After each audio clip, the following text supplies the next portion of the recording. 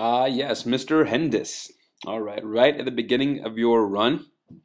All right, so I'm seeing a few things here right off the bat.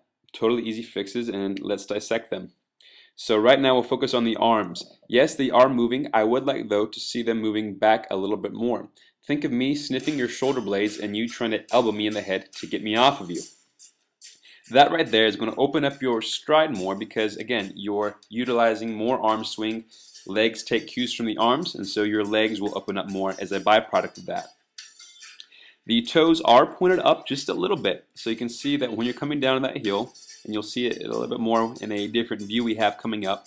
It's not heavy at all. That's very good though, but we would like to see a bit more dorsiflexion, letting that ankle go limp a little bit more. Now I'm sure there's many jokes you'll have with that phrase I just said, and I just realized that. But right now, we'll focus on you and your running.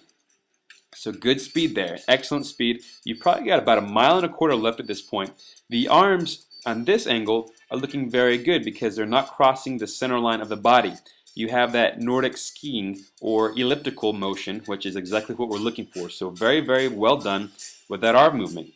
So here I think you'll be able to see the legs, the feet in a different angle that will show you that heel strike. So right now we're going to see those toes pointing up more.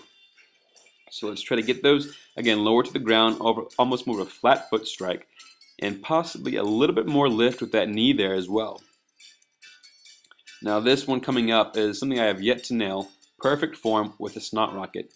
Excellent job.